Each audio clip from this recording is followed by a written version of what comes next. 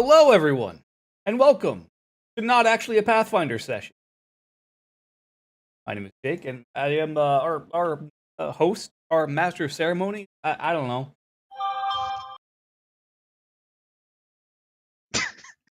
That stare. All right, well. Already off to a good start. Oh yeah, absolutely, only the best. So yeah, hi everyone. Um, so our Pathfinder session wrapped up about last week, and I figured I would utterly ape something shamelessly from Critical Role because they do one of these with every one of their campaigns. And I think that the idea is very fucking good. Where it's just like, so the fuck was up with X, Y, or Z? Right. For once, could actually be watching chat. If anyone is out there and has any questions about the campaign, they are also asked. Pulled up as well. But yeah, I figured this would be a nice kind of like way to just unwind after everything and an excuse to hang out. Yeah, I'm not opposed to either of those things. Right. So Yeah, I know, Cam, you jumped on this immediately. So I guess the first question will go to you. I got a lot of questions. I'm going to try to do this at least semi chronologically. Okay. But like TJ knows, I have a shitload of questions too. Not to interrupt, I'd like to have a question after Cam, though. Sure, of course. but mine's more broad. So I got you. Yeah, Go for it. Good. No, go for it, Dustin. I'm opening up my notes and everything. I was gonna say mine's just like, what's some potential like side storylines that like we could have done that we missed out on? So one of the big ones, there were a couple big ones actually that did kind of get missed. You guys could have definitely gotten more deeply involved in the politics of Auhax when you got there, and potentially actually stopped Asir from seceding from the Empire. that was definitely one of the things that I had a feeling was probably going to be a involved way that it could have gone, but it was definitely at the time. It was before Maha was trying to get back into any kind of political relation, so he wanted to stay far away from that. Right. Like it had their trip to Auhax been after getting re-involved with Duver, that may have been something he might have been more interested in, but at the time he just wanted away from all of that. Right, especially meanwhile, the rest of us had a vested interest in keeping Fef away from politics. Yeah. And you only succeeded some of the time. This is not incorrect. I was actually going to say, like, wasn't that part of the issue with that? Is that was one of the missions where I kind of like ran face first into everything for a sec? That one not so much. You guys were only in Auhax for a little while. Right. We were there to just deliver the package. We had the run-in with the Asilmore shopkeeper. Yes, and the Asilmore, the kind of, hey guys, the Asilmores are still around, and this is their home turf. Right. And then, of course, the worm descending. Yes, and then Ratharu making a grand appearance.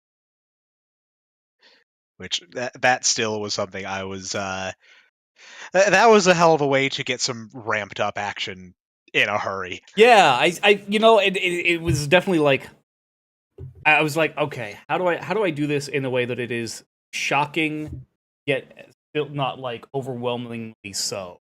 Like it's like, oh well, we can't deal with that, so let's just go do something else. Which is why the trolls got involved afterwards. Right. So there was still an immediate pressing but semi-handleable threat. Right. It's almost like the equivalent of a fucking Tarask showing up at the start of campaign. Right. we can't deal with that. I think Dave actually has started a game like that. Yeah, whenever I start a campaign, I pick one lucky person and I have them roll a D100 on a... I usually do it either 1 or 100, one or the other. If you roll one of those, you get one. It was, okay, because sometimes I do both, but yeah, it's 1 or 100, and if somebody rolls it, whatever I was going to do for the beginning of the campaign's out the fucking window. It's Tarask time. I am the one who rolled a terrorist. And did as well, and rolled it once, and then they jokingly asked about because this was somebody had like one of the big like boldest D100s, and they jokingly was asked what gender it was. So I said to roll the D100 again, and it hit the floor and broke in half, and glitter came out. Was it blue or pink though? I think it was actually blue. That's So it's fucking a boy. beautiful. It was a boy terrorist. Oh my god. Just very flamboyant. That's so fucking perfect. That I really forgot is. that's how that D100 died. Yeah, so if you know anybody with like the big round D100s, those are full of glitter apparently. Be very careful. Noted. Yeah. Right. Another one that kind of actually just after that, I did have stuff set up for if you guys decided to go to Bashor, and survey kind of the ruins of Gratharum, kind of rising out the sand. You showed us a map that you had made for it, I think. Yeah, there think was briefly. the map we saw of like the burned and melted ruins. Yeah. But I don't think we really got any other peek behind the curtain besides just that map. Right. 'Cause Yeah. Yeah, that was at it. that point we were kind of committed on a different path. Mm-hmm. Yes. Because I think that was when we had decided to go over Back to the towards- Duver. Yeah, back into Duver and more to the T-Fold, I think, shortly Yeah, after. So it T-Fold was came, kind I of think, after that. But yeah, you guys went back basically to the Devarian capital to kind of let people know there what happened. right. But yeah, so Zashor exploring the kind of burnt out ruins of that was a thing. Getting involved in the Holy War in the T-Fold was a big side arc that I kind of had planned. That kind of got whoop. Look, We kind of spun an alternate solution for yeah, which yes. throwing Clan Fefwalla at it instead of us. yeah. If you guys had gone with like the original, getting involved, the King Merrick's kingdom probably would have actually opened up effectively the borders and sent emissaries and started to work towards integrating into the world at large. After the war was done, of course, and assuming Right. you guys were successful. Um, Can I say though, knowing that now, I almost kind of like the ending we got for that more as a result. There's that part of the back of my head because I don't know if we ever got into it, and that's something I'd like to get into actually. How kind of like deeply mystical and supernatural the Teefwald itself is. So there is this kingdom within the Teefwald that is basically like, you're gonna come into the scary forest and you're gonna encounter some shit you're not gonna like, and it's werewolves and werewolf hobgoblins, and the werewolf hobgoblins worship a And god goblins. of fate, and goblins, worship a god of fate, and It's that is definitely quite the microcosm there. yeah. Roland got out of the Teefwald just in time. Real quick. Speaking of, exactly how long is it going to take for Aslan to kill a god? When the god is the god of fate and can literally just take your dice and just throw it off the table. Yeah, remember when we eventually had to like trick Poon Poon into being fed to a demon? Yeah, that made me sad. So And you that remember the ending of Doom 2016 when you get sent back to the beginning of the game? Yeah. I'm not Yeah. gonna lie, I streamed that game. I don't remember most of it. No, that's The answer is it's going to take as long as it takes. right. Yeah. Right. And may never happen. Right. May never like. Then again, the former goddess of fate was brought down by Fef, so it's not like it's impossible. Mhm. But fate ain't on your side. Right. And Literally. Gordon and I were talking post campaign about Aslan potentially just settling down with Anya and just kind of doing that whole thing. Right. So that is also an alternate a way that it could go. Right. But yeah, long story short, Father Fef will probably be a option for a deity in the next campaign. Yes.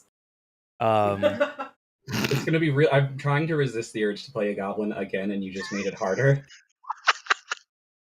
I had a feeling that was going to be a response. Yeah. All right, Dave, I am actually going to suggest this, and I probably will regret it. Play a Tengu named Fef instead. Okay. Yes, that's been done. Done. Done.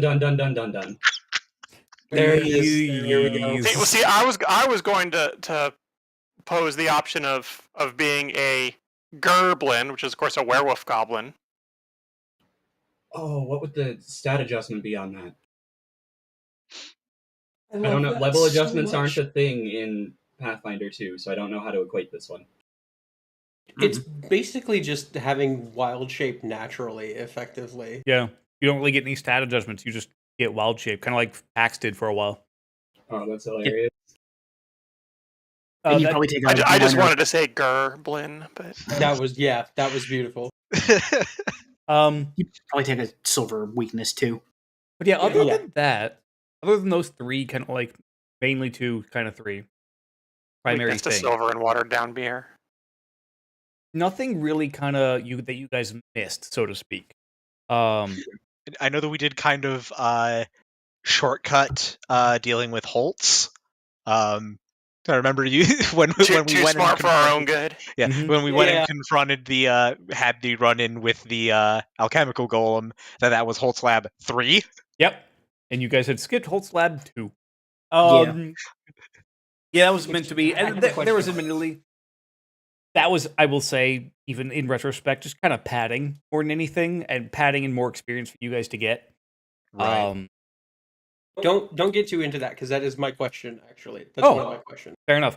To answer Dustin's question, yeah, that's kind of. You guys actually didn't miss a whole lot. Okay, You may or may not have circumnavigated what I intended, but you didn't miss a whole lot. And to get back to a point that TJ mentioned earlier, yeah, the T-fold was definitely in my head when I made this setting.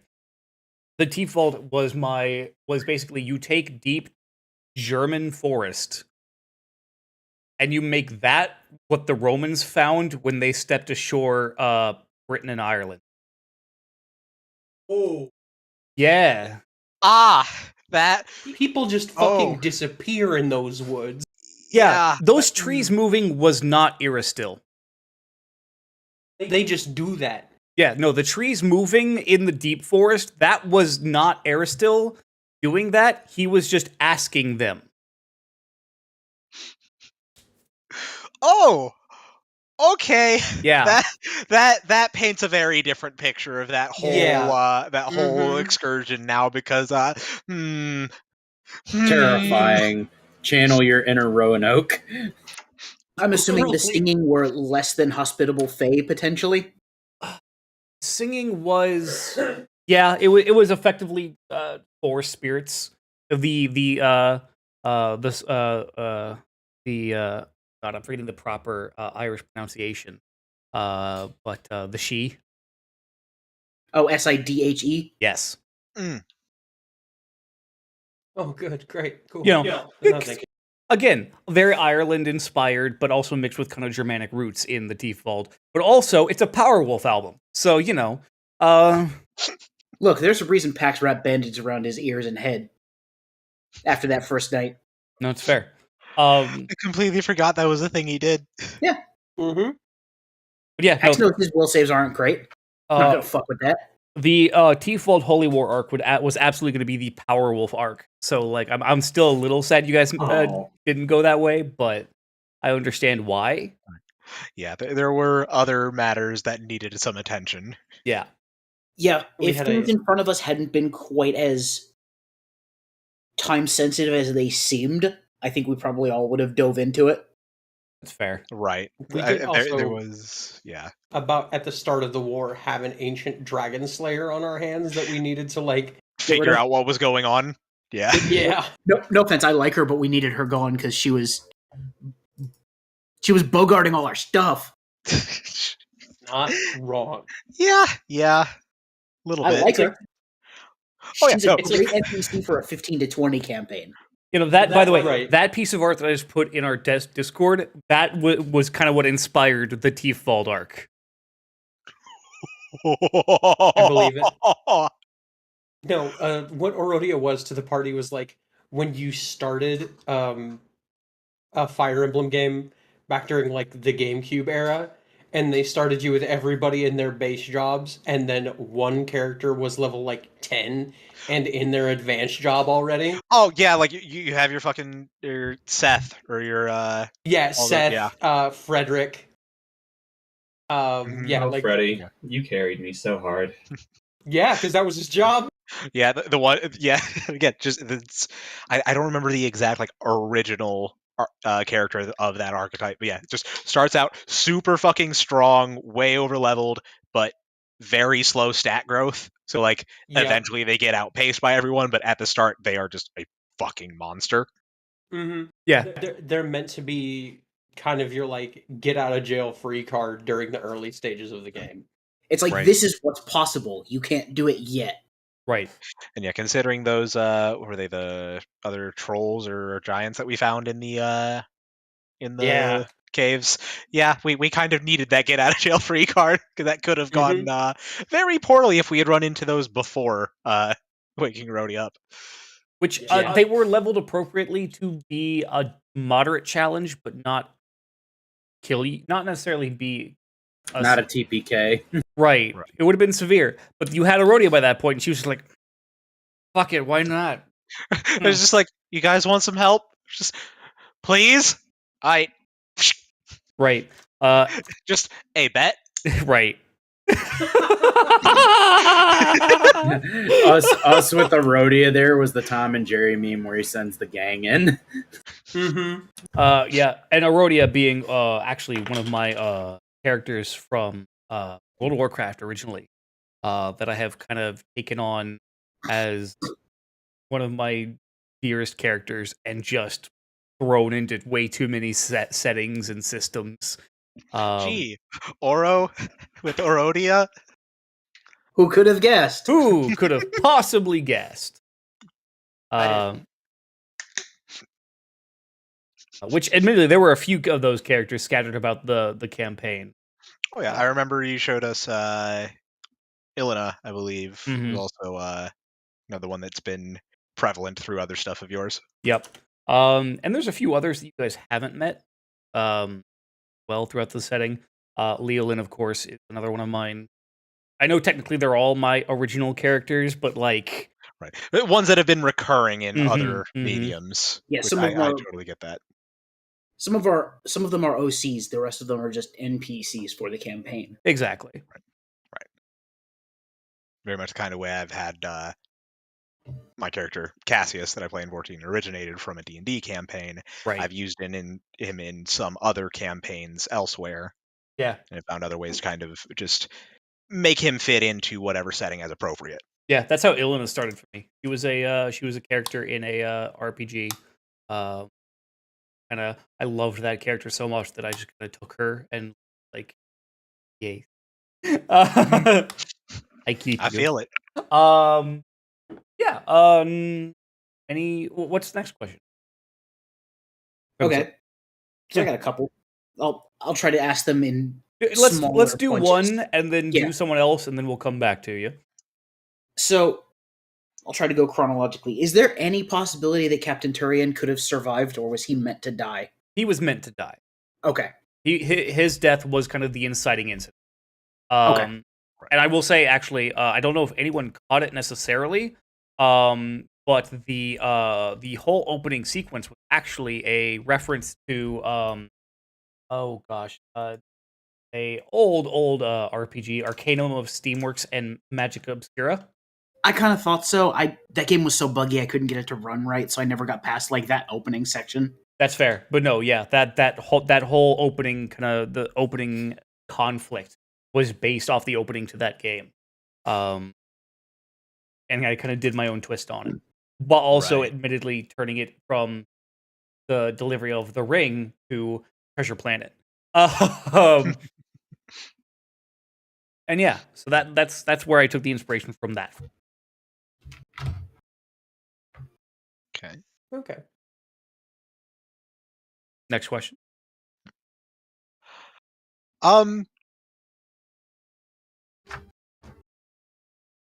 if we had kind of pressed a bit more on trying to find the horde first, like trying to get to it before the Draconic Horde had arrived, or the Draconic Legion, would that have set things up in any kind of different fashion, led to any other possible resolutions to things, or wasted too much of our time in being able to prepare? Like, what were potential ideas of how that could have It was influenced always things? kind of intended as a like final part of the campaign kind of thing, if not uh during the final battle, afterwards kind of thing. But I always had the idea on the table that like at some point you guys could absolutely just fucking go, you know what? Let's put some resources and time into Finding the horde. finding the horde. Exactly.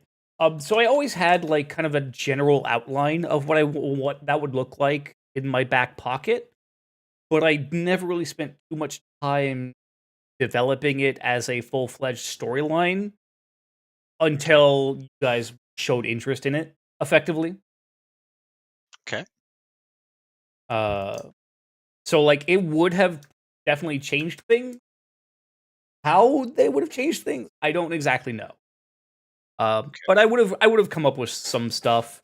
The likely the Empire would have been a lot less resource starved as it was becoming towards the after Hasir split off. Right. Yeah, I remember that was one of the things you said, that a lot of the markets had kind of just emptied out as soon as Hasir had seceded. Yeah, because a lot of the people in those markets was from Hasir, and the Hasir princes. Um, and admittedly, Hasir is still the economic powerhouse of the continent. The um, Draconic Horde being discovered by Duver certainly has Given a Level the little more playing field. sway, but yeah, um, it's definitely changed a lot of things for how that's going to look in the future. Um, but starting out with money when you don't control all of the markets is I mean Yeah, that money's going somewhere. right. finding $600 means nothing to the guy that makes $200 a day. Yeah. Right. So I anticipate by the time because I can say the next campaign, when it does come around, whenever I finally get around to it, and I'm ready to jump into it on a realistic level, as much as I would love to just be like, Yeah, just take care of yourself first. right, Get exactly, yourself a little breather. Maybe get a chance to get back on the playing field, as it were. right. The next campaign will likely take place around 35, maybe 40 years after. Okay. Yeah. Um, just to give you guys a general overview and kind of starting ideas. Yeah, but yeah. So there was always the possibility, and I knew there was always the possibility. I just didn't want to develop it just in case until you guys actually showed an interest in kind of hunting it down. Got it.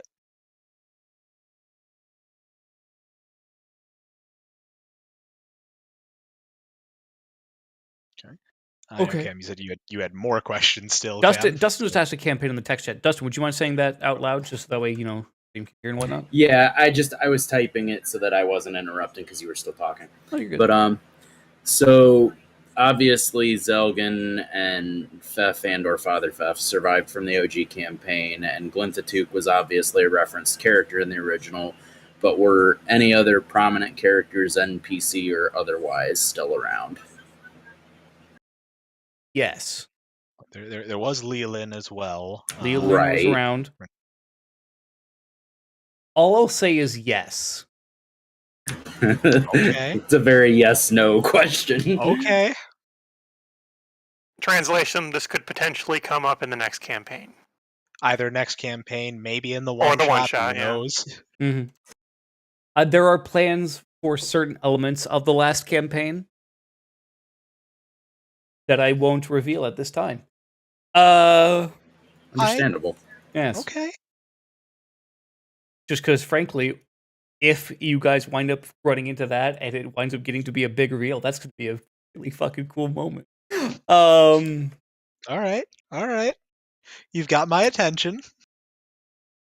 But so yes, in short. Okay. So my question about the Maximilian Holt thing specifically.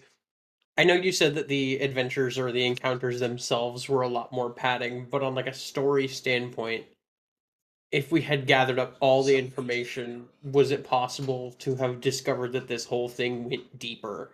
Like that he had other collaborators, that there was something more sinister going on. Yes. Or wider going on. There was more evidence in the second lab that it was effectively not necessarily that he was being endorsed by the Empire, because I never really wanted to give that impression. At least by the Empire at large. The Empress and the royal family really had no idea about Holtz's existence, other than like from a ball or whatever where he was introduced. But what Holtz was doing was kind of, and again, this kind of never got brought up, and that's mostly on my fault. But Holtz was working with a faction of nobles within the Empire that was more focused on winning the war with Roshadrin at any costs. And so Holtz, even before the war had started, was always kind of like this mad scientist who was looking for like the next best thing, the next big weapon. The dragon shot cannon that is the prominent feature on so many Bavarian airships. Revolutionized airship combat for the Bavarian Empire. So Holtz was always looking for the next thing for like the ground troops, how to clear out massive amounts of ground infantry without loss. And his solution was biological warfare. Oh, he was trying to make Black Rose, wasn't he? Effectively, Black Rose, Right. Black Plague. We had I've got it in my notes. So there were like 3 or 4 other illnesses besides just the one that Aslan Survived. had overcome. That he had It was ended up it was in his developing. notes we found, wasn't it? Yeah, Mhm. It was because each one of the camps effectively was a testing site for a particular disease. right. The conditions were kept shitty so that the disease would spread, but at the same time, not necessarily like it wasn't a penal colony, so to speak, so that it would effectively. How can we test a disease's virility and spreadability in a place where people will be closed in together and be working close together, but not in a prison-like setting? Something that would mimic the front line. Yeah, a semi-simulated military environment. Right. Okay, so yeah, I found it in my notes. There were experiments that Holtz had done with the infections of scarlet leprosy, which I believe was that what Aslan had. No, It was. Aslan had fungal rot. Oh, that's right. Yep, That's right. I remember Yeah, that. there was scarlet leprosy, which I didn't actually end up getting the notes on what exactly that one did. But there was bone chill, which was a sort of necromantic frostbite. Mm-hmm. And then there was the void death, which was an infection with larval young that eat away the brain and effectively pilot the body as a zombie. Yeah. Yeah. No, Holtz along the way gave up his morality in order to Fuck you, unPokemons, your Parasect. God damn it. shut the fuck up.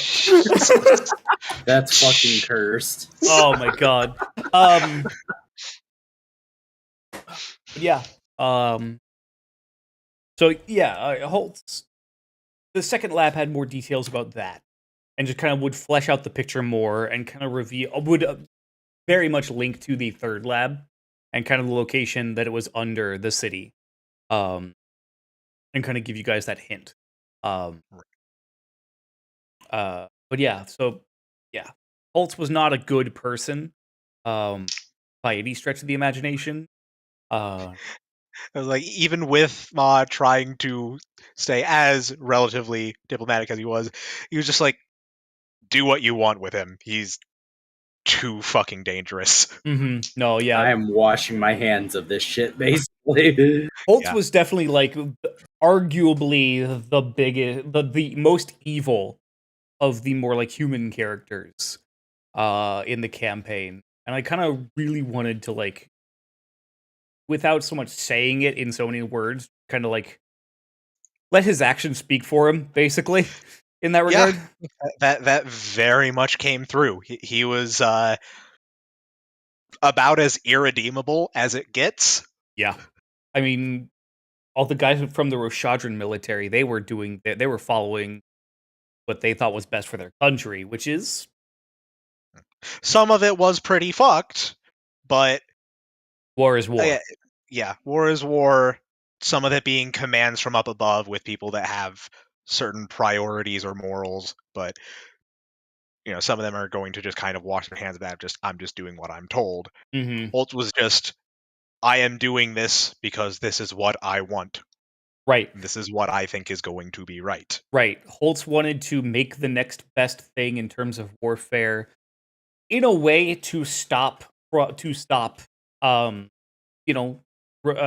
soldiers from losing lives, but also so that he could get his name in it, so that he could get his name down in the history books effectively as the scientist that made the weapon that won the war.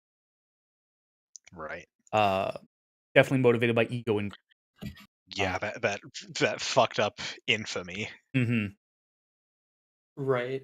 And it kind of, yeah, and it was such a, as a fucked up weird disease nerd, like the science that he was doing, like what he was doing was awful, but the more notes we got on it, I was like personally fascinated.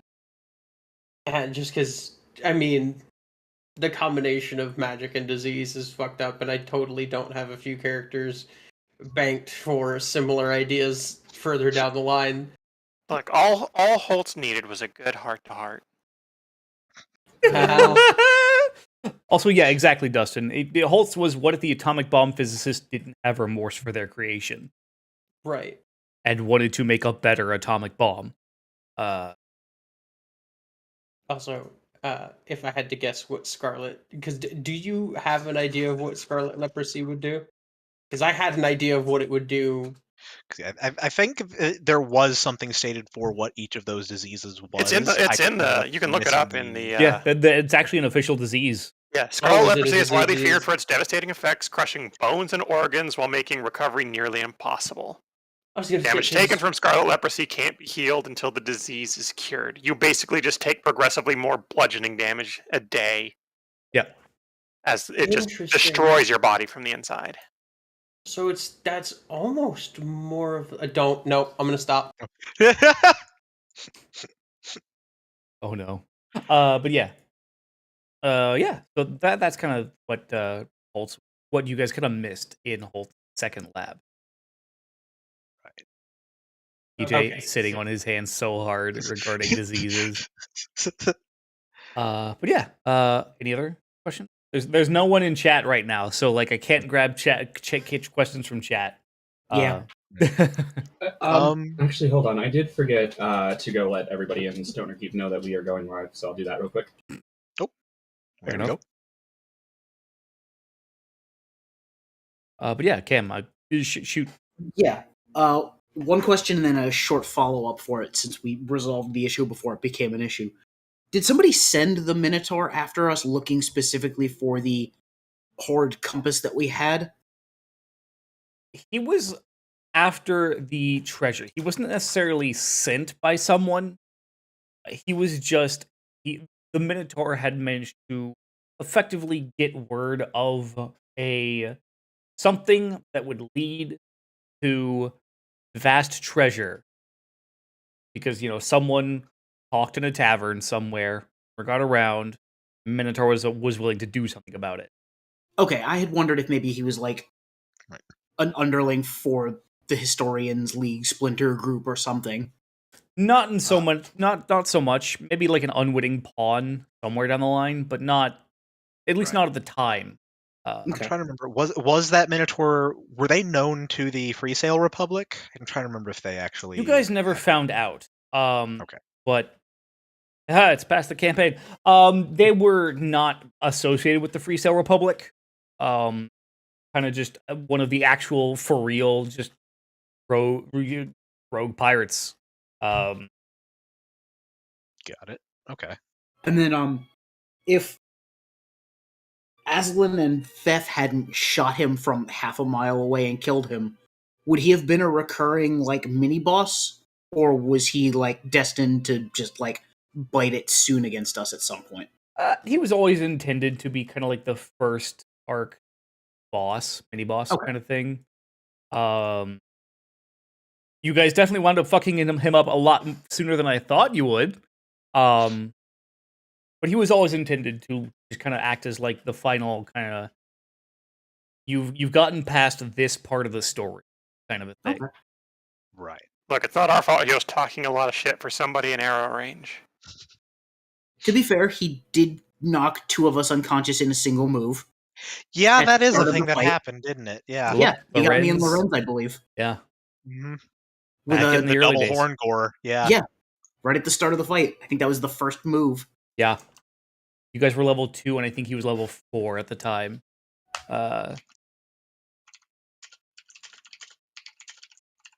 It also lead to the birth of Aslan as metal as fuck. mhm. Which we cut off the Minotaur's horns to make into a bow. Which never did leave that bag of holding, by the way. Like, made a point to make sure it never got sold or anything. It was actually supposed to have like ended up on like an altar to the new deity that, or the new devil that Aslan was Yes. worshipping.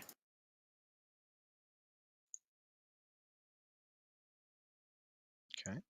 As the favored weapon of Izeth is a longbow.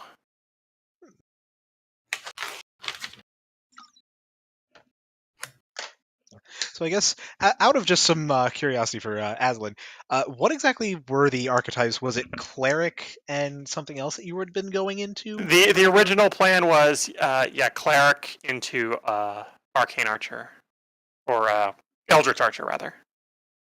So she was going to shoot magic via arrow. Okay. Gotcha. And then, was it still cleric that you were going into, or where? I remember you had that whole dragon form. Was that actually a So cleric that was spell, or from the rune scarred dedication. When she got the runes, okay. that was a different dedication. That was the Okay, rune scarred. Gotcha. I actually was not aware of that dedication. Yeah. Okay.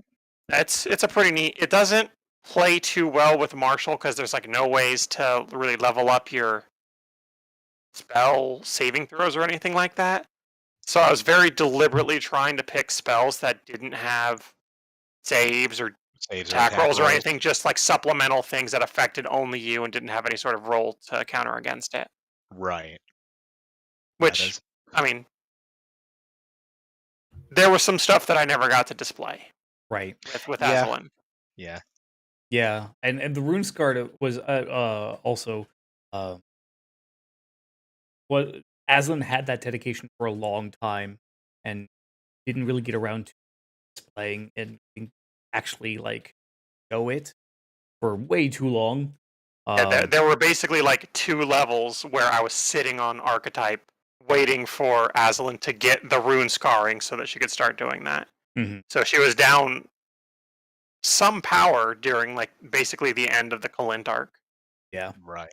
Because it wasn't until the conclusion of Kalint that she got those. Yep. Right. Yeah. Okay. And I feel bad about that. And then also that even kept her from getting her stance because the stance that she ended up getting came as part of the knowledge gained from the ancient runes. So she was not only down 2 archetypes, but it was also down like 3 feats as well for basically the entirety of the Kalint arc. Oof. Yeah, and that was just because I was like, how I couldn't quite wrap my way my brain around, how to incorporate where I wanted her to get the runes versus the actual like Where gameplay. everything was Mhm. at the Mhm. moment, right?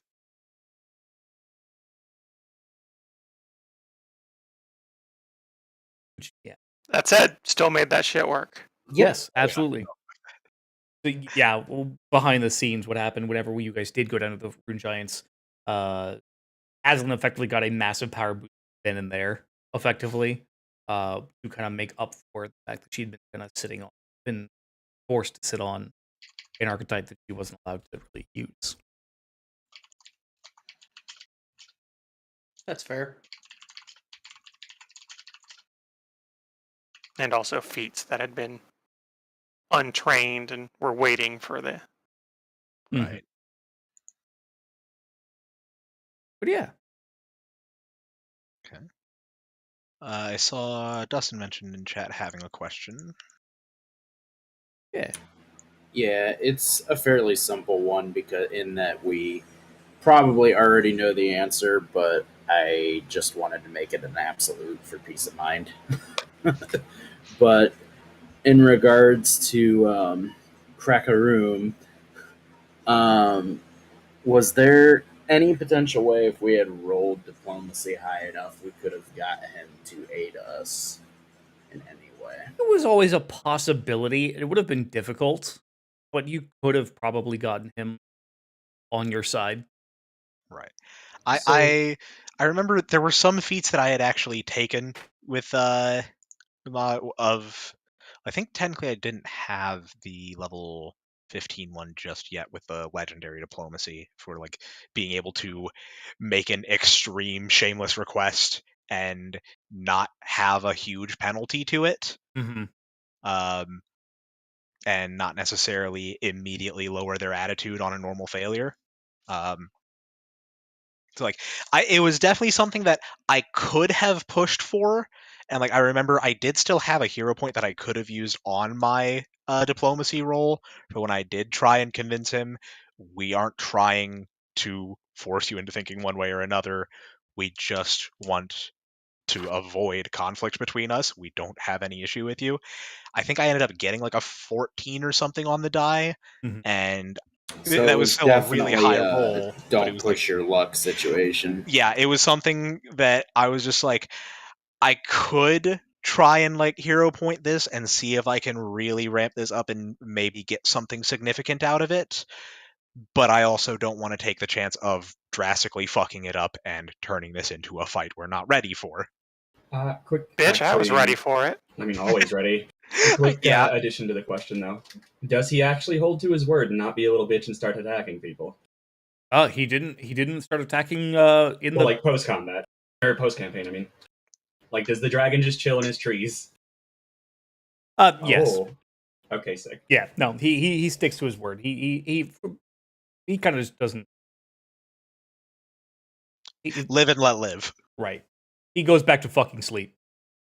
As I recall, most, and obviously this is within the context of dragons, like general knowledge within tabletop, so difference between systems for sure.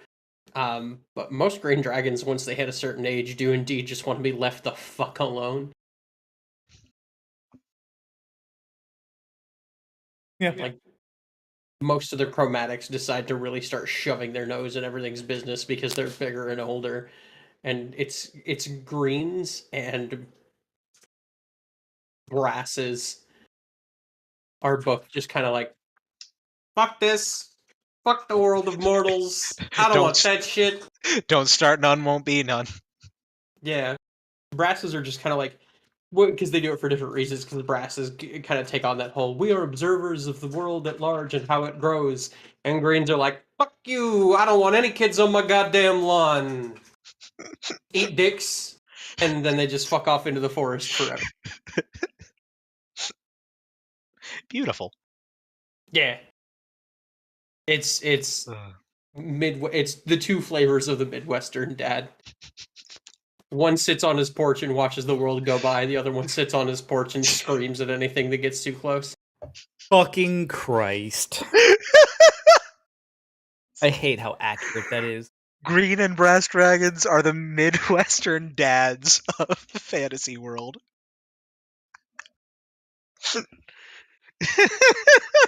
It's especially funny because I think brass dragons are the ones that will stop random travelers the moment they see them and talk to them for 24 hours straight.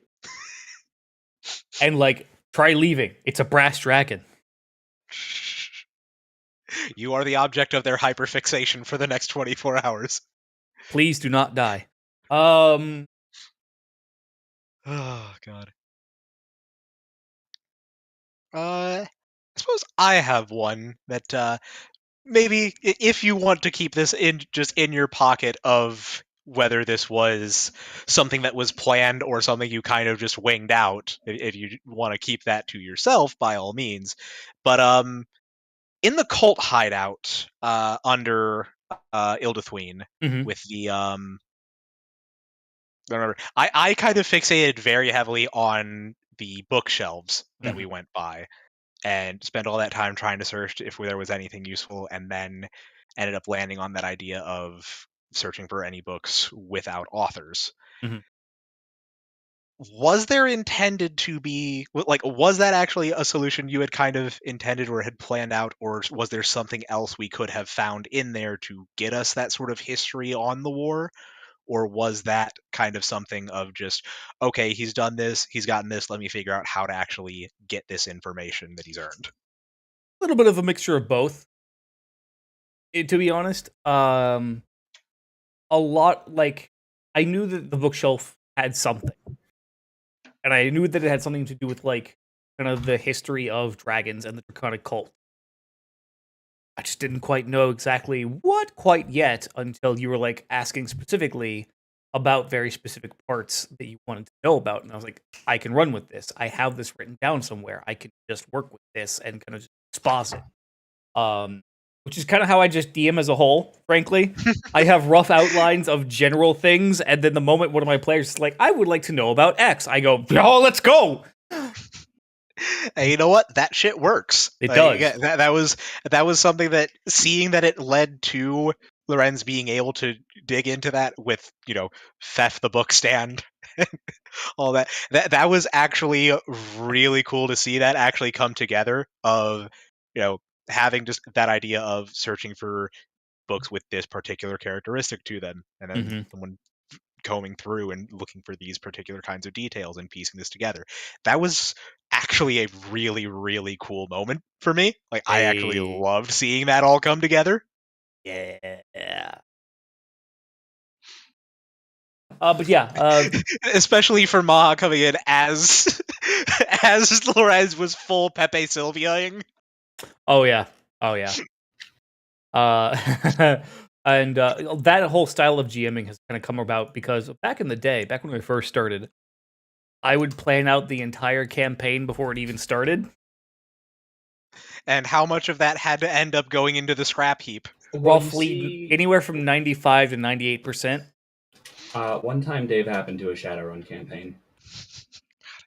Like, I have learned my lesson on that, of, like, again, with just even with running the D&D campaign with you guys, even having that book with everything outlined, I basically just dot out, okay, here's what they encounter at this specific point. If they go this way, if they go here, fuck it, we'll move that encounter over into this spot instead.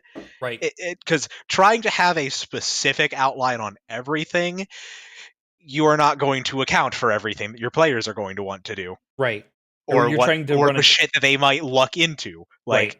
I still remember one of the things for one, I think it was the second campaign I ever played. It was either the second or third, where Connor, one of my friends at college, had been running it for us, and we had gone in and investigated this church, and underneath the altar there was this trapdoor that led down into this set of like tunnels and corridors. So we go down and start looking, and then someone had been hiding in the church, closes the trap door, locks it, and puts something over it, and leaves. And our sorceress used detect magic because of the way that it works, of seeing like outlines of magical items, even through solid surfaces. Mhm. They did that, They were a wild magic sorceress, and they got the ability on the wild magic surge of being able to teleport to any spot you can see. So of course they could see the outline of the fucking They can see the outline of the altar. Yeah. They teleport onto the altar after the guy had left. Get us out. We're able to figure out how that there had been an entire cult that was hidden out there. Connor had prepped all of this for us to be stuck in those tunnels and go through and come out into another part of the continent, like across the border. And as soon as Katie said, "I teleport to the altar," he just took a moment, rifled up a couple pages of his book, ripped them out, balled them up, threw them across the room. It's like, okay, so Every GM's had one of those moments. Every single GM has had one of those moments. I'm not going to be so gatekeepy, as it were, to say you aren't a real GM until you've had that moment, but you definitely no, that's It's a rite of passage. It's definitely a rite of passage. Yeah, it's definitely for you thought you knew what your players were capable of or were planning on, and boy howdy. Yep. The players are the living embodiment of Murphy's Law when it comes to a GM's plans. And Heisenberg's uncertainty principle.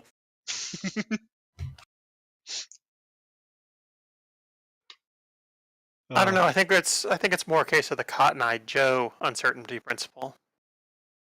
You can never tell where he comes from or where he's going.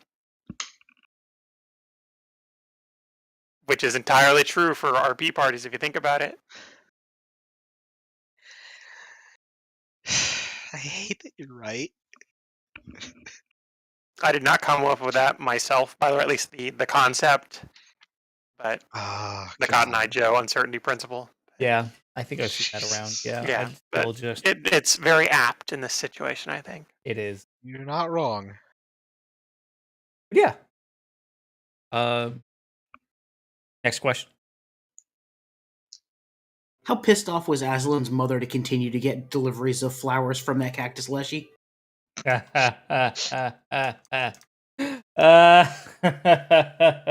Very. Very much upset. Good. I had forgotten that was actually a thing. I did a lot of shit. Pax was such a shit stirrer, like almost more so than Fef even. He was a closet shitlord, whereas Fef was more fucking overt about it. My stuff was not subtle, but not high impact, and generally it was stuff that would take effect after we were gone. Fef, meanwhile, just fuck it, we're here. Bop. Just hey, I'm just set this fire inside the barrel of this shop as we leave. Hey, I'm just gonna pick this lock on this door.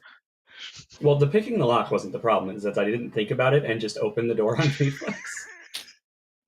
Oh, yeah, God. that's true. I was shaking my head so fucking hard, and I couldn't do anything. I just let it play out. Yeah. I was gonna say, Pax is the scalpel of shit stirring. Fef was the chainsaw of shit stirring. I'll take that. I feel like it's probably not even chainsaw, just Roomba Claymore.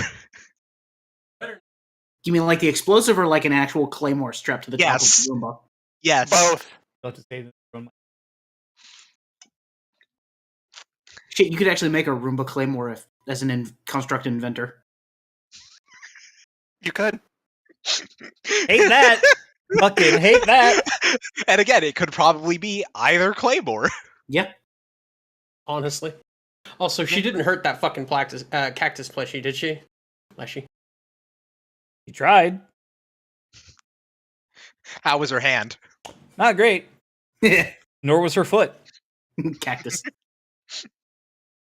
Well, I'm going to follow up with a question on the Talinar family. Mm-hmm. What is their response to Aslan being one of the six heroes of the Empire?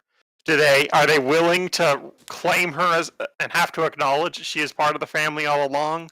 And Or a petty are they noble. gonna have to quietly sweep it under the rug and just leave it Remember, alone? The party, we're technically petty nobles as well. Yeah, and in fact, your guys' titles are in the Imperial Court. So technically, We outrank them. yes. Oh, and Aslan and Anya did write them a letter to explain that. Yeah. By the way, petty seething impotent rage. Because there's not really a whole lot they can do. Because they've already kind of made their bed, so to speak, in terms of Aslan and her heritage, as it were. Like, as far as everyone else is concerned, Aslan was not in that city. In Goshore, thank you. As far as everyone else there is concerned, Aslan wasn't a part of the Telenar family. What do you mean? So then, if they try to reverse that, that is an immediate loss of face for the last 75-ish years. I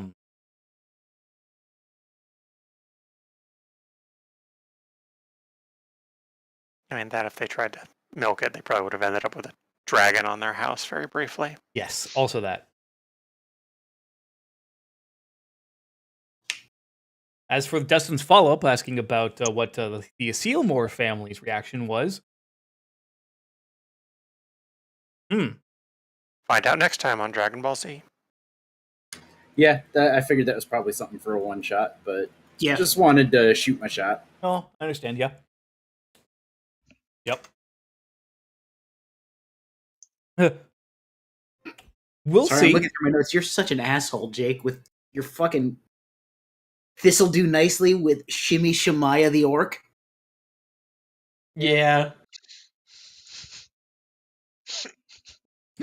Oh fuck! I forgot. Yeah.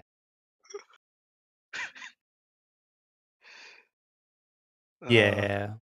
There, I'm just trying to remember how many on the spot names we force you to come up with for people or places. Way too That's just fucking part of- many. That's just part of being a GM. Mhm. Yeah. Mm-hmm. It is. I'm going to ask a different type of question. Okay. As the DM, what was your favorite thing that we did? Oh man. You guys did. There's a lot. I'm gonna be honest. I think We were pretty great. yes, you were.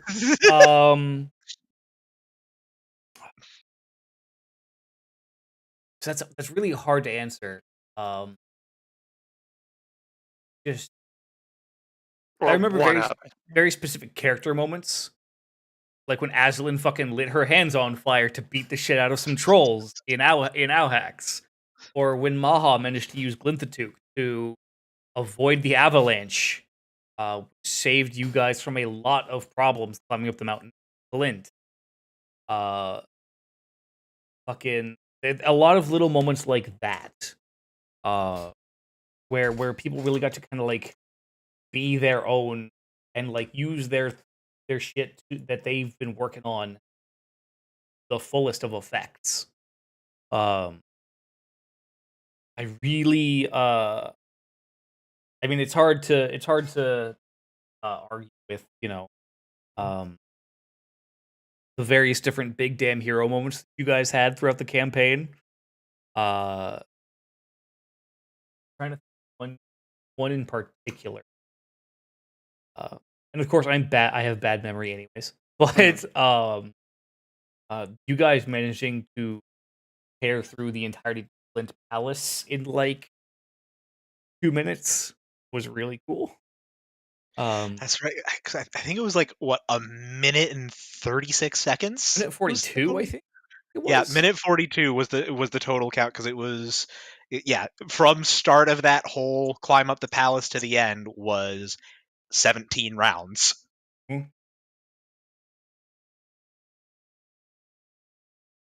Which that is a fucking blitzkrieg of a revolution. Holy shit. Yeah. Zendros, It Prince was- of Persiaing the trap was definitely one of my favorite Zendros moments. That was really That was fucking good. That was not something I was expecting out of Zendros. No, me either. That's what made it even better. I've been building him as an athletic caster hybrid. Yeah. I would say for Pax, it was definitely Pax getting to be with his family. Like, yeah. He was a combat monster, yes, but like the very genuine moments with his dad was absolutely wonderful.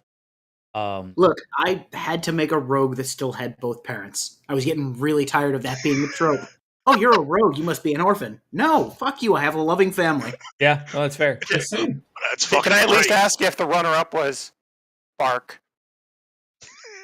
Yeah, Oh, No, maybe come on. Bark Sapphic, is but- great, but Sapphic. Sapphic. Yeah, Sapphic. fucking broke Jake. That destroyed all of us for a bit, but I remember Jake distinctly being unable to breathe for a short while. Yeah. It was Sapphic. Pax was the master of the comedic one-liners this entire campaign. Just the flat deadpan So delivery. he was the scalpel of shit stirs. So I'm I will not tell you guys I'm not a something. geologist. Yep. Snow's That's haunted. the one that destroyed me and TJ both. TJ Um, hated that. Yeah.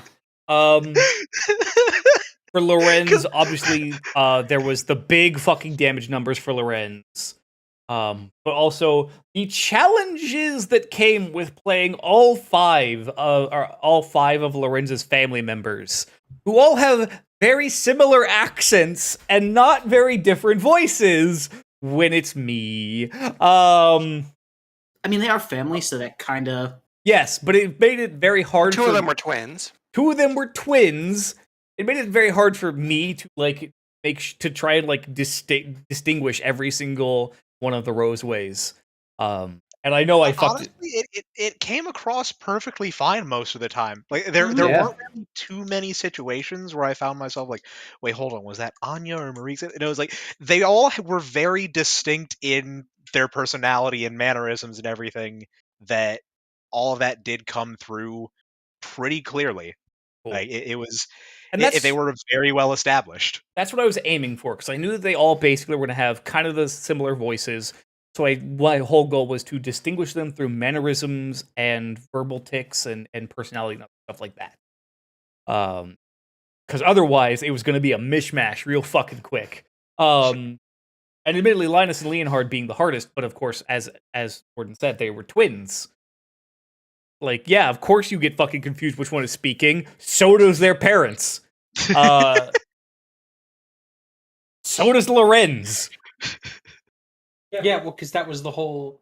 Because I gave Jake a truly comical amount of story on the Roseway family, and because each one of the kids like specialized in a type of crime, basically, and Linus and Leonhard were con men. So it was very easy for them to like slip in and out of each other's mannerisms. The identity between those two was always kind of intended to be fluid. So I feel like them having similar voices and therefore similar mannerisms really kind of played into that whole like They've been doing flowed this- into it well. yeah, they've been doing this literally since, because I mean they're much younger than Anya and Lorenz are, and still like, so they've literally been doing it since, I mean, toddling age almost effectively, and so now that they're grown ass like adults, quote unquote, it's still so deeply ingrained into their personality. And that's kind of something that each one of the Roseways was something I wanted to have for them, to kind of give praise to that, because like Linus and Leonhardt, the only way you can really distinguish between them now is the way they dress, because now we have money and they've started to express themselves as individuals, but in ways that don't mean they have to change who they are as people. Okay. Anya went, and she's not just a monk for fighting flavor. She joined a monastery. I have her built as like a proper martial disciple. She's not just some bruiser thug. She is a martial artist. Um, and yeah, like Marique still, she's still kind of always like, she never takes a moment to rest.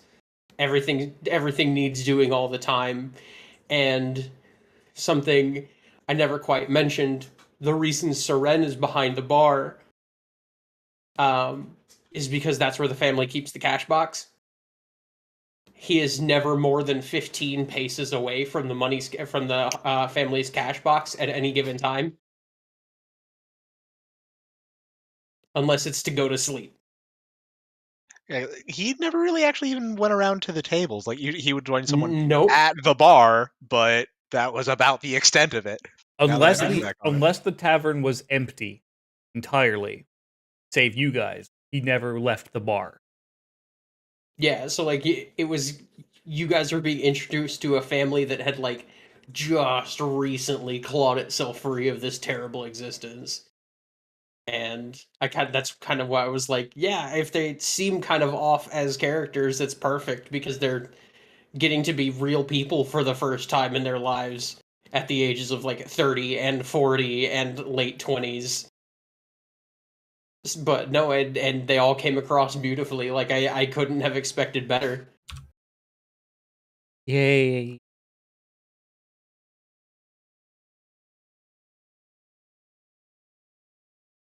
Okay, so now that we've kind of reached there, worm rest. Mhm. I know I talked to you about this briefly, and I don't think I mentioned it to anybody else. Does anybody remember the suggestion I made about having Fef take his climbing tools and going up the outside of worm rest? I do. Vaguely, yes. Yeah, you remember how there was actually a hatch door up there that led directly, basically, into the top of the governor's mansion? Mm-hmm. Yeah. Yeah. Jake, what would you have done if we had actually followed through on that? Been really fucking sad. Listen, I mean, I then love again, the he idea. could have very easily pulled it up. The hatch is locked from the inside. Oh yeah, I coulda. No, it was that was I was you mentioned you suggested that, and I was like,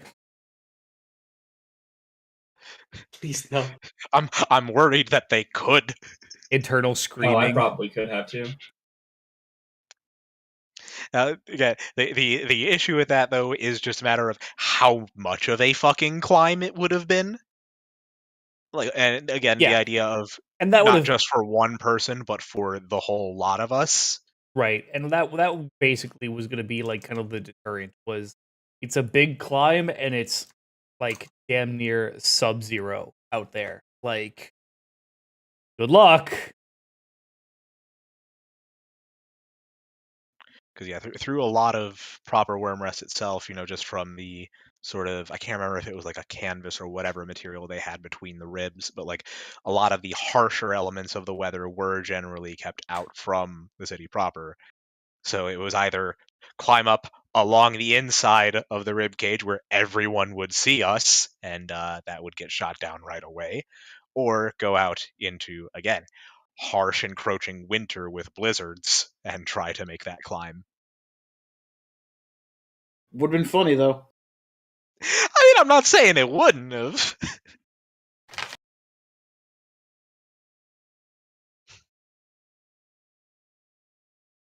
God. But yeah, yeah, possible. But I'm very glad you guys decided to not do that path. It's fair. Like I said, I was pretty excited for that one.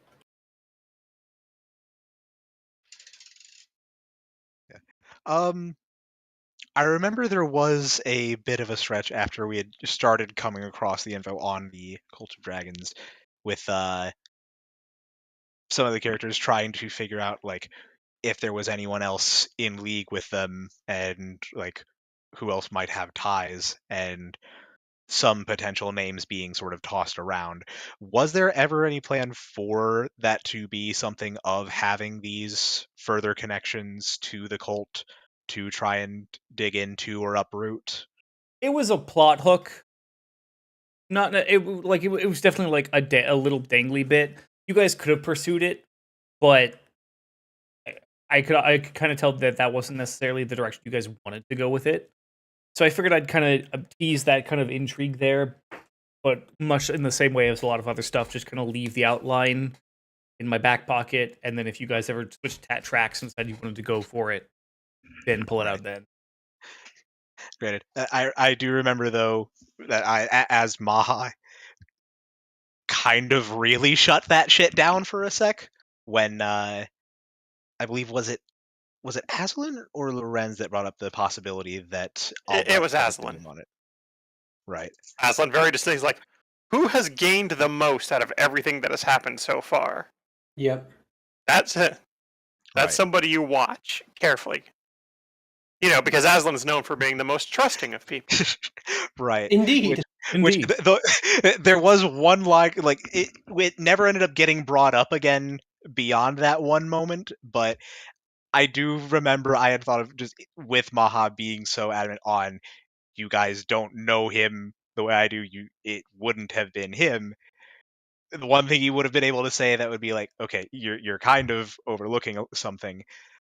Before the war started, when the Cult of Dragon started the war, I could look him face to face without craning my neck. Yeah, 30 years gone.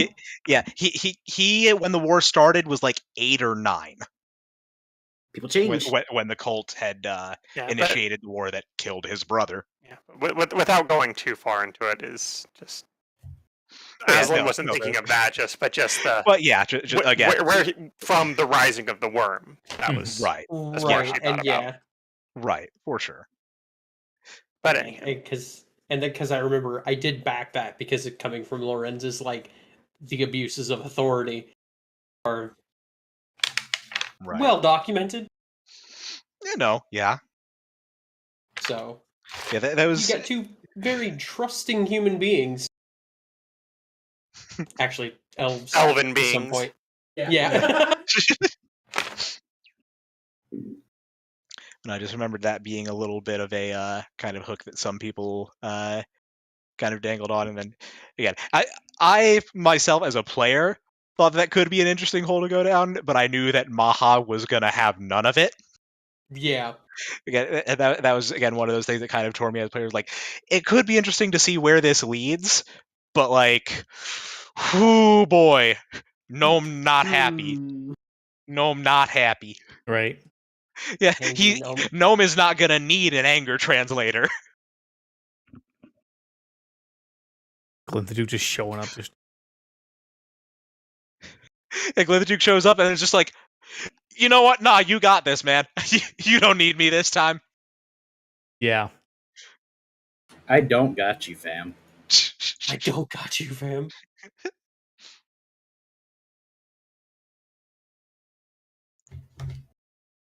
But yeah, next question. I'll let some other people go if they've got them.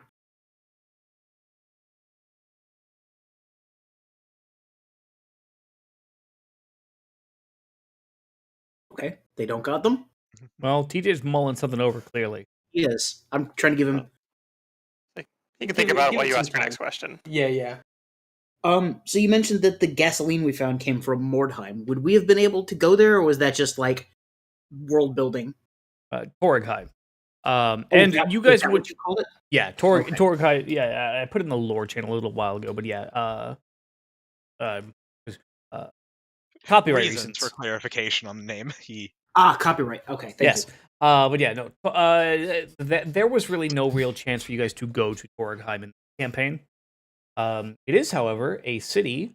If you guys will go to the lore channel on that first map there, well, not the first map because that is the world map, but on the Suvai map, actually, you open original Okay, yeah, the top one on the on the chunk post of of all the different continents. Yeah.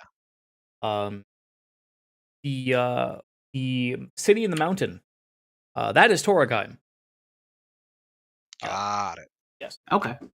And now that you guys actually have access to the wider world, that is the last dwarven city. Okay.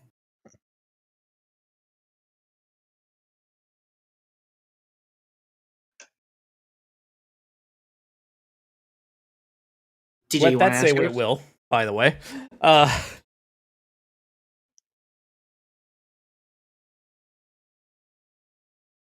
No, I got nothing. Okay. High Captain Iban. yes. What was it that let him go in and out through the mist?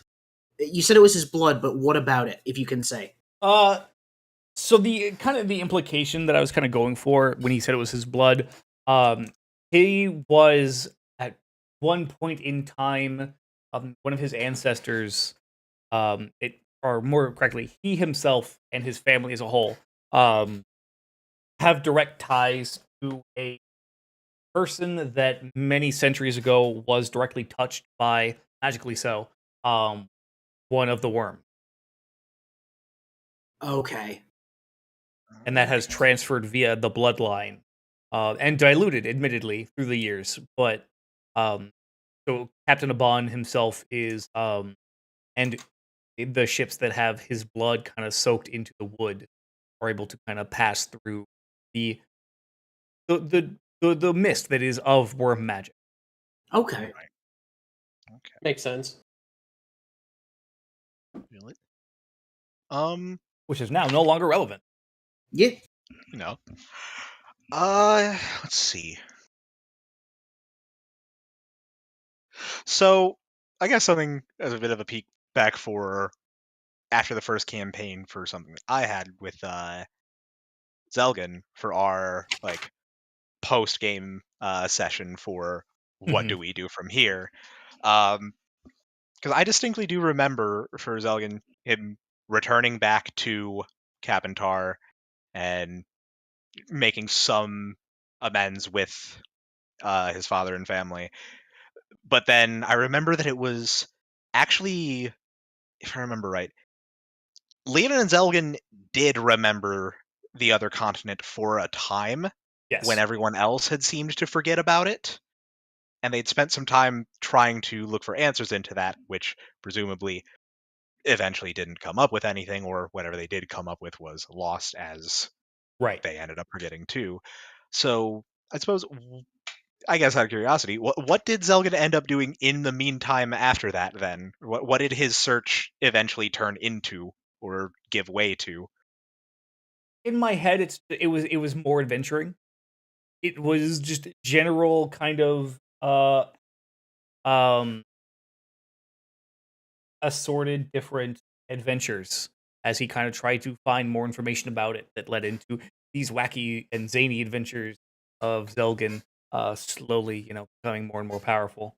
Also, the cat is telling me that she is hungry. I will be. I'm the littlest of tyrants.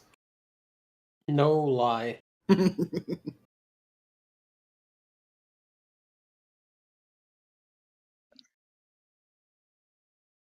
I guess think about it, we didn't really go over each other's post first campaign No, that's happenings true. True, to see what everyone because else did. that was all personal. Right. I didn't really have much for Von Kave. He adventured for a while longer just to travel and explore, but fucking Tengu don't live that long, I don't think. Walla hung out with those kobolds for a while, and that's how the clan got started. That is my bad. I meant to feed her before we started and completely forgot. But yeah. So yeah, Zelgan kind of just off doing adventurer thing effectively. Right. Using his talents, as it were. Right. Yeah, we were just taking a sec of kind of touching on base for what little details we might be able to share for, because that was something with I realized that with all of our post first campaign bits that those actually never really kind of came out, and if anyone wanted to share anything else out of it, I just figured with Zelgans that was a little bit more related to what happened in this campaign Right. because of the whole That was just Wood something Magic to fill the silence while Jake was gone too. Right.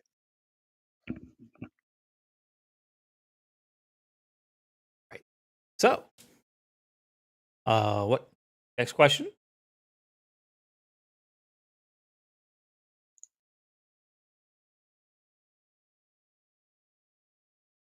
Hmm.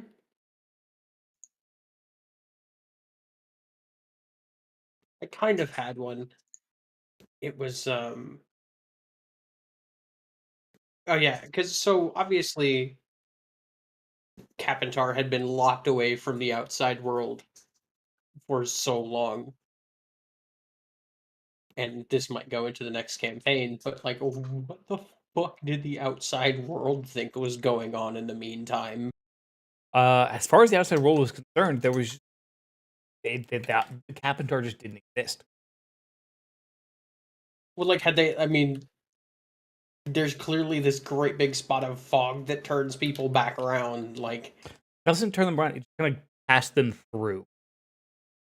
fair, but like, okay. So as far as they were aware, it's just this persistent fog that keeps no landmass. Right. It was just a little bit of a fog wall that just kind of happened to be in a place. Ocean fog happens. Yeah. Yeah, but it's the size of a fucking continent. If anyone bothered to sail around that big to actually see that it was Right. that big. But yeah, so- that so- does get into a little bit of the next campaign of like, hey, a whole new fucking continent just came out of nowhere, and they're fucking rich. rediscovering all of this, yeah. 'Cause Mhm. I imagine on top of them just not knowing it existed, probably not knowing it ever existed, like wiped from memory as well. Then, Mhm. Yeah. in the same way that the outside world was lost in memory to everyone on Capentar.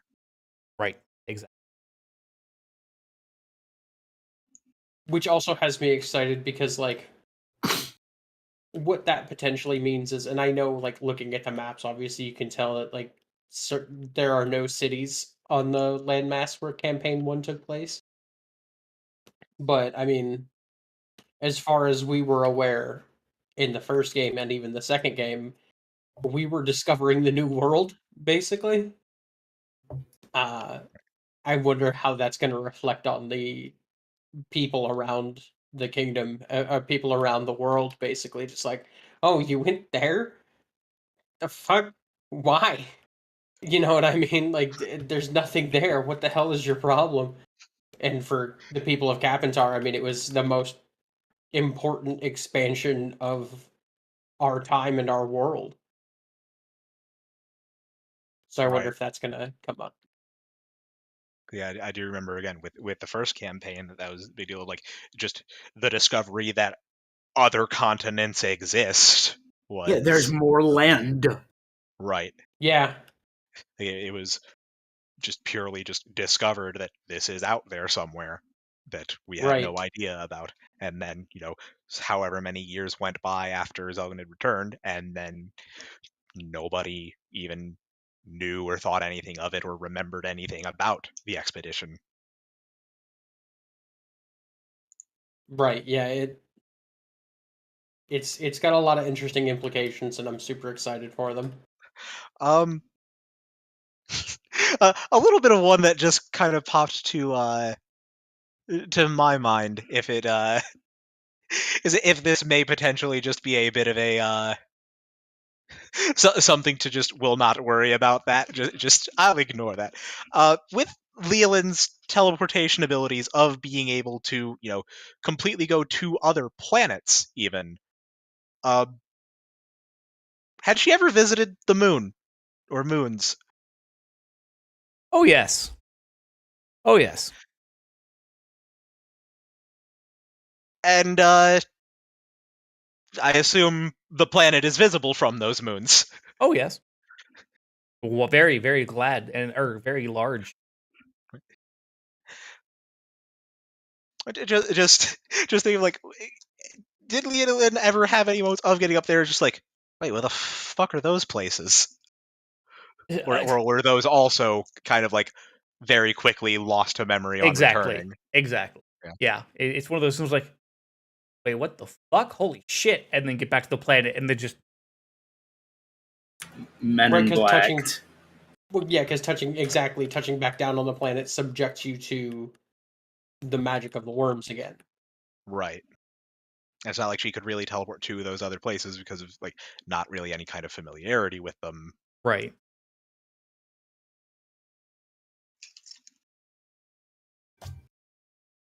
Yeah, because that's the thing with teleport is you have to be able to visualize where you're going. Beyond like what would essentially be just looking at like a big giant ass map. If you were looking Yeah. at the planet from the moon, Right. that doesn't work because you can't go like I want to go there. No, you got to know where there is. Right. Which is Mhm. why she had such a big fuck off huge telescope in her wizard tower, because like Be able to see that other fucking planet that she took Lorenz to. It's just like, oh yeah, I've Yeah. looked at this forest over here on this planet. boop. 8th level teleport spell, lol.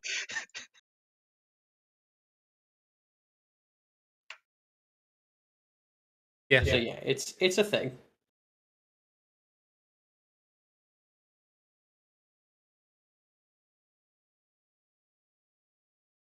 Oh. Yeah. Any other questions? Yeah. What are the Knights of Krell doing now that Alicia is dead? Are they going after whoever her patron was, or are they just going to expand to the other continents now that they know they exist? The Knights of Krell's whole goal is to preserve the material plane. They will continue to work in that capacity of just removing the effects of other planar beings from the material plane, Right. regardless of whether they are law or chaos. Right. Okay. That was the way that I had kind of understood it, was that effectively Alicia was their sort of public enemy number one, but not their only target or goal to be able to deal with. She was one of the more prominent ones that they had been able to actually observe what it was that she had been doing and kind of track her down, but was not by any means the only one they were after, is what I kind of gathered out of the meeting that we had with the the head of the knights. Oh, I'm sorry, I totally spaced out. What? Again, just talking about with how the knights, it seemed like Alicia was effectively like their public enemy number one, but Mhm. not their sole target. Right, by any exactly. means. Yes, exactly. Sorry, I thought there was a question there, but like, yeah, exactly. I thought for some reason I thought I literally missed a question in the sentence that I was agreeing with actively as it was happening.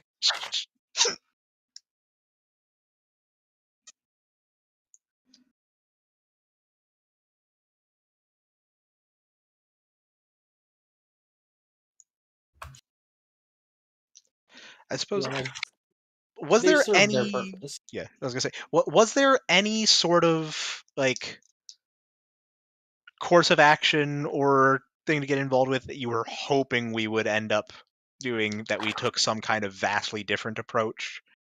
Um, just something that was completely out of left field that led to a different result than you were expecting or hoping us to happen upon? You know, no. You guys really did kind of like do everything that I was really kind of hoping you would do. I'm gonna be honest.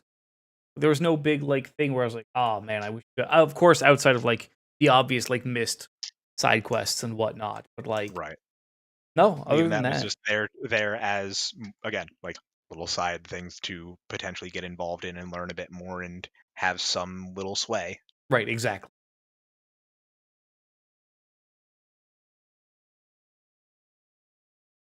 But yeah, no, for the most part, Good.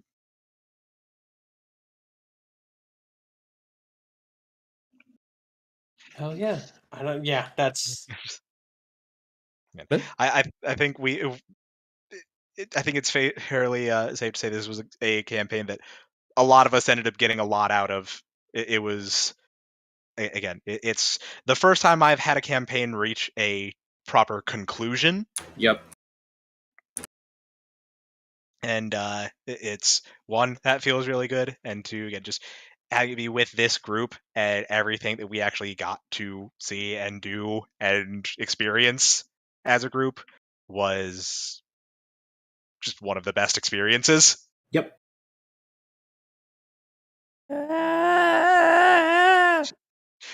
You done good. Good. Compliments!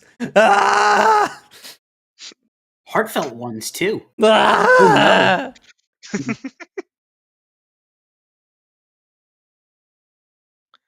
This this has definitely been a campaign to remember, and again, I'm already looking forward to the next one, but still urging you to take care of yourself and get you some rest and make sure that you get other shit you want to do done before diving headfirst into all of that and getting overwhelmed. You know. You know. Spray bottle is still an option, TJ. We get paid on Friday.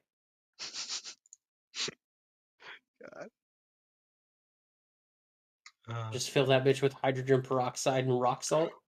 Oh! Oh, okay, Oh, that's a no! little fucked up now. It won't do anything but agitate the skin. I was gonna say Until you find a it's cut. I was gonna say now it's just not like a funny thing. Now you're actually like torturing him. Now it's abuse. Yeah, exactly. Fill it with White Claw. It's the only way he'll learn. Fill it with White Claw and every time he wants to make a match, just shoot a shot in his mouth. Meanwhile, TJ happily is for legal reasons. That's a joke. Yeah, in Minecraft. In Minecraft IRL. And yes. In the metaverse. It's the perfect crime. No one will ever see it. True. Yeah. I suppose not necessarily related to this campaign or world, but I'm trying to remember. Was it TJ? I thought you said you had certain ideas rolling around for a potential campaign or like mini campaign to run. I do. Kind of like a setting that can feature multiple shorter games within it, basically. Like each storyline would take 4 or maybe 5 sessions. Sort of mystery of the week type shit. Gotcha. With a grander overarching story within. But yeah, it's kind of built to be filler in a way. Gotcha. With like if we ever wanted to turn it into a big proper game, it would definitely lose something within the scale of itself. Right. But yeah, the because it's the game I proposed running in lieu of forcing Jake to not run a game. Right. Was Hillgrave. Kind That's of what a supernatural eldritch horror old western. Right. And considering all the shit they added for cryptids in the last book, you just got a Right, big infusion of stuff you could use too.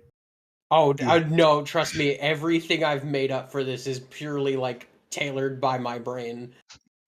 And it's pretty rough. I'm not gonna lie. I'm bringing sanity in from the Call of Cthulhu system.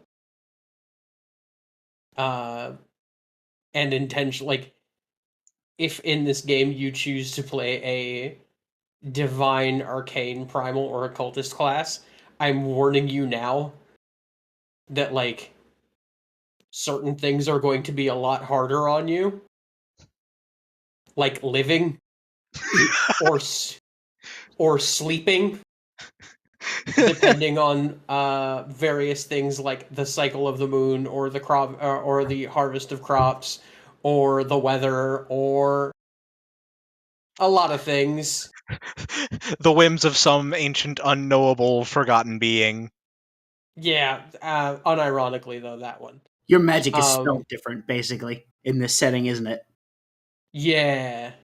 Is it a J or is it a CK? Both of them. Yes. Oh boy. Yes.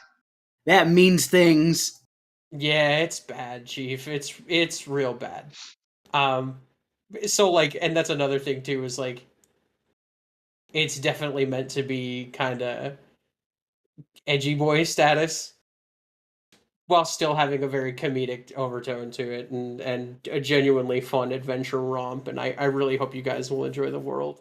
But because of the fact that it's structured to be mystery of the week, even if your character does survive a game, or does survive an arc, I encourage rolling a new character for the new arc that's about to take place. Again, kind of like Arkham Investigators. Okay. You never play the same character twice, because after you've seen what you've seen on You don't one want to go back. character, yeah, Well, Yeah, it's the same 4-year-old idea of like man yeah, Jensen. it reminds me like with Darkest Dungeon. Like once someone has had an expedition into the Darkest Dungeon, if they've survived, they aren't going again. yeah, They exactly. will not go back. Like I Is said, kind of the implication there. unless you're Old Man Jensen. Well, yeah, but no, stab it. But yeah, so that's kind of something to look forward to while we're forcing Jake to recuperate. Okay, I could be down with that shit. Yep. So, any last questions?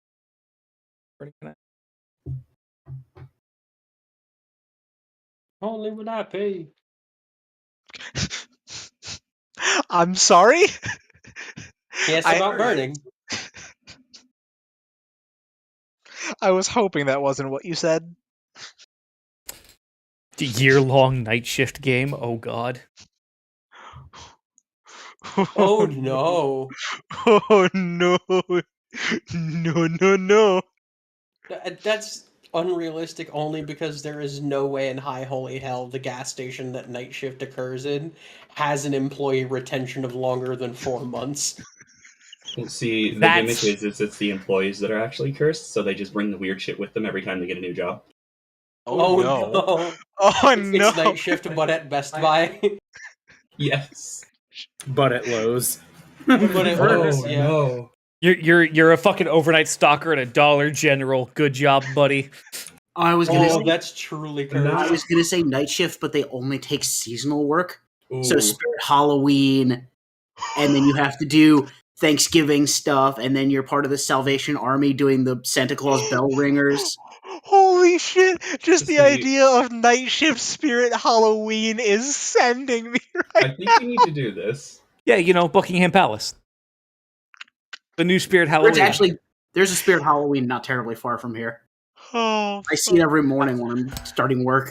there's one Of course open there is. right down at our mall now. Yep. It's that the time of year where any given point in the United States is not far away from a spirit. It's Halloween. true. And Mhm. on November 1st, they're gone like the wind. Oh wow, I It's- just had a great idea actually for how you could do a night shift. Hospital emergency room staff. Ooh, oh, Oh, that has Oh, way too much no. potential to get dark real fast. Oh, Actually, no, Night no, shift no. is meant for vibes, for just for vibes, not for Not for death and sorrow. too real.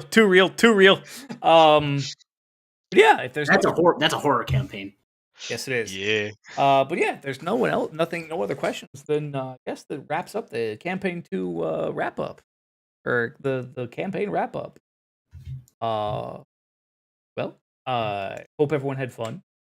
Of course, we had a grand total of 0 concurrent viewers, apparently, or I'm sorry, 0 views.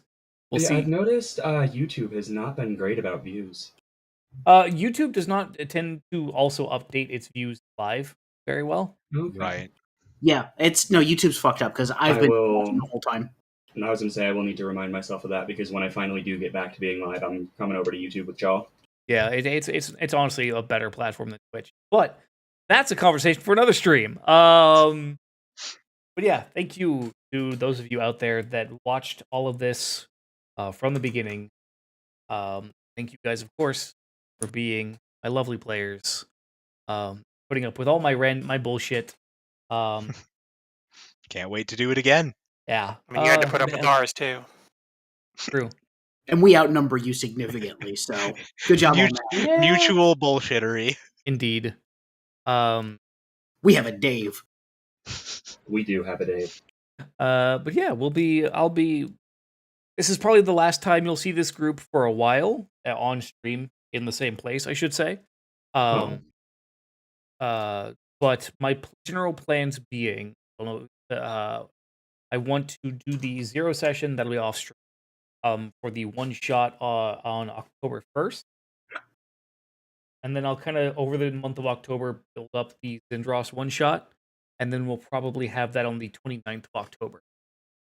In time for spooky month. Well, remember, I'm going to be gone on October 1st. Oh, you're right. Forgot about that. Capo? Yeah. That's true. So we'll figure something out. We can do the week after that. Because that's yeah. between your... Well, no, actually, Yeah. I don't know if that's between your trip or not. Right. That the next weekend is my trip. But yeah, the weekend before or something like that. We'll figure something out. Right.